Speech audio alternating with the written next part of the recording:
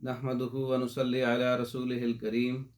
अम्मा बाद। अस्सलाम वालेकुम दोस्तों, उम्मीद है सब खैर व आफियत से होंगे। आज हम बात करेंगे जिगर की कमज़ोरी, जिगर की सुस्ती, जिगर में तस्कीन की वजह से एहतलाम की ज़्यादती, दायमी कब्ज़ का इलाज कैसे करें। जिगर की कमज़ोरी हो या जिगर में सुस्ती हो, जिगर में तस्कीन हो, तो उस वक़्त उज़लाती तहरीक होती है, खुश्की की तहरीक होती है, खुश्की का गलबा होता है। एहतलाम की कसरत भी खुश्की सर्दी और खुश्की गर्मी से होती है। दायमी और हकीकी कब्ज़ भी खुश्की सर्दी और खुश्की गर्मी में होती है।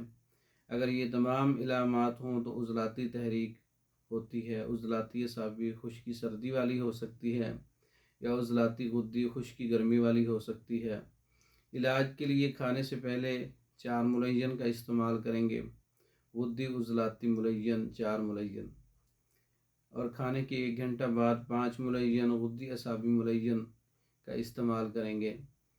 गुद्दी उज़लाती मुलय्यन का नुस्खा, जिसमें अजवाइन 40 ग्राम है, बाबची 40 ग्राम है, राई 40 ग्राम है, गंधक आंवला सार 120 ग्राम है।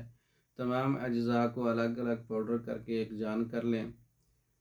आधा ग्राम से 2 ग्राम तक दिन में 3 से 4 बार ताज़ा पानी के साथ इस्तेमाल कर सकते हैं।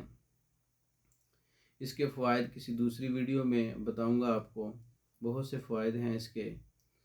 तो इसकी नुस्खे के अंदर, इसी वीडियो के अंदर जो दूसरा नुस्खा है गुद्दी असाबी मुलय्यन का, जिसमें सुंड 50 ग्राम है, नौशादर ठीकरी 20 ग्राम है, काली मिर्च 10 ग्राम है, सना मक्की 80 ग्राम है। तमाम चीज़ों का पाउडर करके महफूज कर लें। 4 रत्ती से 1 माशा तक दिन में 3 से 4 बार दूध के साथ या शरबत वज़ूरी के साथ इसका इस्तेमाल करना है।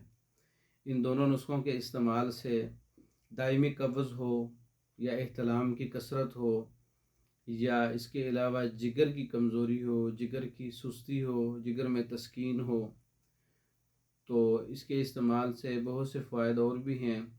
गुद्दी उज़लाती मुलय्यन का जो अलग से नुस्खा वीडियो में बताया गया है उसमें देख सकते हैं। गुद्दी असाबी मुलय्यन का जो नुस्खा वीडियो में बताया गया है उसमें देख सकते हैं। वीडियो अच्छी लगी हो इसको लाइक करें, शेयर करें, हमारे चैनल को सब्सक्राइब करें। दूसरी वीडियो तक के लिए इजाज़त दें। अस्सलाम वालेकुम।